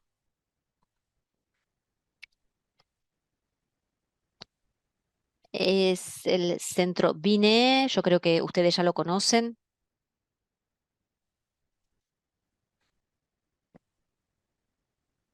Entonces, este es Centro Alfred Binet, ustedes lo pueden ver en el chat. Hay una investigación realizada por Bernard Tuati, lo pueden ver ahí escrito en el chat, que trabaja en este centro y que a lo largo de unos 10 años más o menos ha tomado todos los archivos clasificados como SF 84, es decir, son los archivos que hacen referencia a los trastornos del espectro autista. Acá lo podemos ver. Entonces, él ha hecho él estudió estas carpetas, digamos, estos expedientes y ha establecido una diferencia entre los F84 autistas y los menos autistas, o los más psicóticos, mejor dicho. Entonces, lo que se propone es dispositivos de tratamiento y él publicó todo esto en La Psychiatrie de l'Enfant, es la revista que yo llevo adelante con Marie-Rose Moreau. Ustedes la pueden encontrar en el sitio Kern. CAIRN es un sitio, una página web. Aquí pueden ver el nombre de la revista, Psiquiatría del Niño sería la traducción literal. El programa de tratamientos que ha sido implementado para los niños psicóticos y autistas no son los mismos, obviamente difieren, y el devenir, la evolución de los niños no es el mismo, no es la misma. En ese momento, bueno, esto se hizo a lo largo de muchos años, ya dura, esta investigación ya lleva 20 años de existencia. Entonces, esta evolución, por ejemplo, la evolución del niño psicótico era más abierta que en el caso del niño autista. Obviamente se propusieron programas multidimensionales, educativos, comportamentales, pedagógicos, que bueno, yo sé que nos estamos acercando al final de la conferencia, que no revisten ningún interés para el niño psicótico que necesita un tratamiento terapéutico intenso y acompañamiento escolar también. Si uno mezcla a todo el mundo y propone el mismo programa a todo el mundo, se va a dejar de lado la diferencia, que es algo súper importante. Entonces, bueno, les sugiero que miren el artículo del que yo hablé, que habla de esto en más detalle. A Daniela Vanderlei e a Karina querem falar? Karina, ¿algo para decir? ouais. Tenemos una pregunta también en el chat. Bernard, como vai?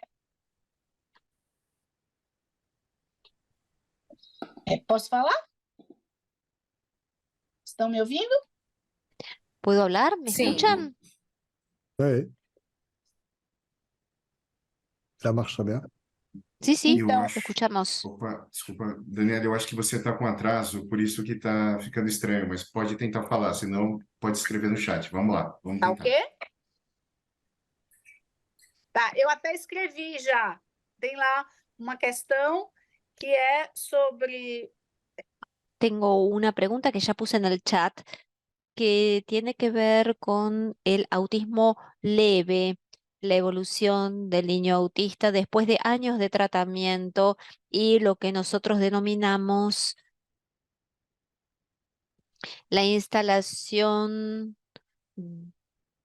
de la máscara femenina y la dificultad de percibir los signos.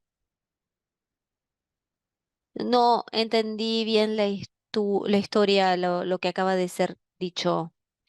Sí, yo lo voy a volver a decir entonces.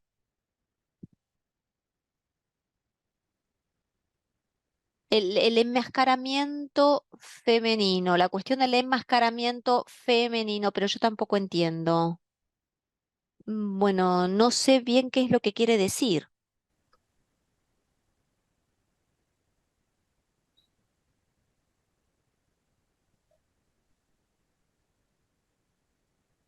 Eu acho melhor a Então, gente seguir posso isso ler com Karina. uma pergunta do chat? Sim, Sim, tá. Et Camilla, vous José Luis, comprenez? Camilla, hola. Camilla, vous m'entendez?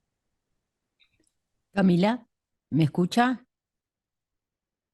No logro comprender la pregunta. Espere un poco. Ahora sí, lo escucho.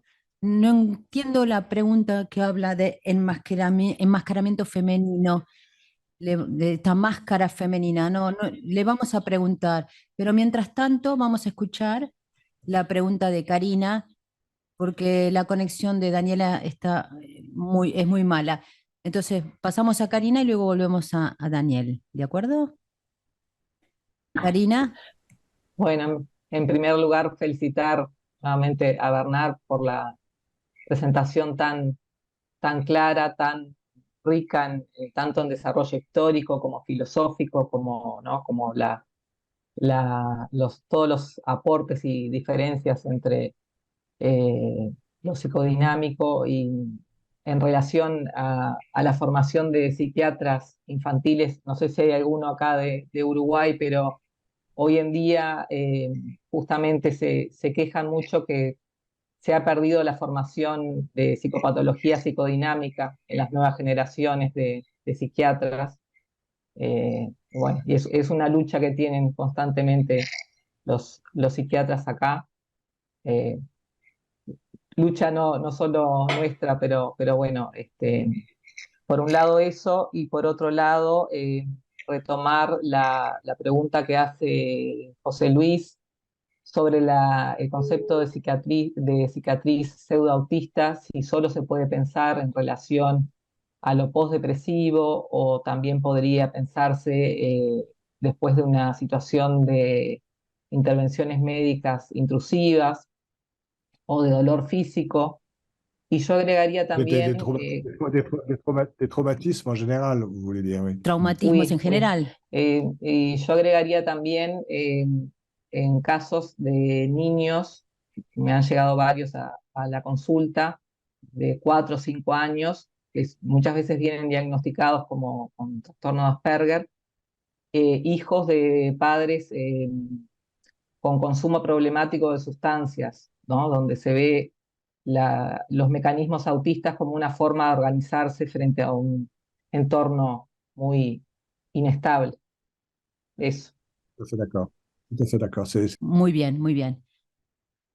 Yo estoy totalmente de acuerdo con lo que dijo. Yo pienso que la solución de deconstrucción del objeto no es solo post-depresiva, sino debe considerarse como post-traumática de una manera más amplia. Estoy totalmente de acuerdo con Karina, con lo que ha dicho Karina. Daniele, quer retornar a sua questão e a gente finaliza? Estão me ouvindo agora? sim, Daniele, mas tem como deixar o vídeo mesmo desativado? Aí a conexão fica melhor, tá bom? Pode seguir com a Bom. pergunta. Pode ser. Então, nós temos uma escala de avaliação de autismo que estamos desenvolvendo. Hay una escala de evaluación de autismo que desarrollamos en Brasil, la escala Laberinto, que ha sido validada de 2 a 4 años y a 11 meses. también trabajamos con otras edades. Tenemos muchas dificultades porque tenemos casos de autismo ligero y situaciones de adultos que se identifican y se reconocen como autistas y situaciones de niños también que han sido objeto de un largos tratamientos, no solo psicoanalíticos, sino también otras terapias como terapia ocupacional. Y también tenemos situaciones de mujeres y en ese caso se habla de enmascaramiento del síntoma autista en las mujeres. ¿Cómo ve usted estos síntomas centrales en estos casos más livianos? Tenemos la opinión de Montreux que diferencia los rasgos del autismo prototípico. Tenemos que mantener esta noción del autismo prototípico o cómo pensar el caso del autismo ligero, cómo pensar estas situaciones, por ejemplo, la de las mujeres, con este enmascaramiento, sabiendo que cualitativamente estas situaciones no parecen tener una intensidad tan importante. Y también lo invitamos a participar en este trabajo del proyecto Laberinto, si a usted le interesa. Muchas gracias, es muy amable. Yo conozco bien los trabajos de Laurent Mottron y yo lamento que Laurent Mottron no conocer muy bien sus trabajos como psicoanalista. Lamentablemente, ha, él ha sido muy agresivo con el psicoanálisis cuando sus trabajos y nuestras concepciones en realidad se unen, tienen puntos en común. Él insiste mucho en el hecho de que el autismo pueda ser una razón particular y saben que él hace mucha referencia no al déficit sensorial, sino a la hipersensibilidad sensorial dolorosa, sobre todo a nivel visual y auditivo. Y esto está de acuerdo con posiciones de Jeanne Bevag, y a ella le interesaba mucho el trabajo de Laurent Mottron. Es una pena que esto no sea recíproco. Yo creo que cuando él habla de, de autismo ligero, en realidad es como lo que yo traté de decirle hace un rato. Él se basa en la idea de que la potencialidad autística existe en todo el mundo, pero no se trata solo de si es ligero o grave, sino cuáles son los pequeños funcionamientos autísticos en el funcionamiento mismo y dónde está el cursor para saber a partir de cuándo eso traba el desarrollo o no. Así que las cosas son más claras en las formas prototípicas, son las formas ligeras que plantean el tema de la frontera, ¿sí?, entre una patología ligera y lo normal. Hay mucho que trabajar en este sentido, es muy apasionante para mí, pero no estoy para nada al corriente de este tema del enmascaramiento de las mujeres de síntomas autísticos, y entonces no quiero hablar sobre este tema ahora. Eso es todo. Muchas gracias. Entonces ahora pasamos a la conclusión. Queremos agradecerles muchísimo, agradecerle a Bernard por su exposición. Tenemos muchos mensajes de agradecimiento aquí. Hemos apreciado su presentación y le pedimos a todos y a todas que acompañen, que acompañen el trabajo de la CIPA, nuestro trabajo que desarrollamos, que es muy importante. También estamos componiendo este gran equipo que es la CIPA de América Latina. Le paso la palabra a Karina ahora y espero poder volver a encontrarlos en la próxima ocasión. Sabiendo que el 25 de noviembre tendremos una jornada en la CIPA francesa. Pueden acceder a la página y pueden también, a partir Sí, de esta página, esa jornada conseguir justamente seguir el de trabajo de la la CIPA. CIPA internacional del 25 de noviembre, entre otras presentaciones, van a estar las colegas de Recife, que trabajan mucho con las familias. Y la jornada se llama Las familias y nosotros, una co-construcción de cuidado, presencial y virtual, y pueden averiguar, como decía Camila, en la página web de la CIPA o en el mail admisipa, ahora lo ponemos, @gmail. También los invitamos, como ya los invitó Bernard, al Congreso de la CIPA, que va a ser el 25, 26 y 27 de enero, que es presencial y virtual, con traducción de los trabajos escritos en español y que se llama Hablará o no hablará, autismos y lenguajes. Bueno, muchas gracias. Merci beaucoup. Alors, juste une chose, Sylvie. Merci. Muchas gracias por esta invitación. Me ha dado mucho placer. Muchas gracias a las traductoras y viva la CIPA latinoamericana.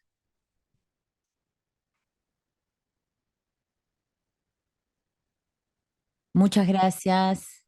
Hasta luego.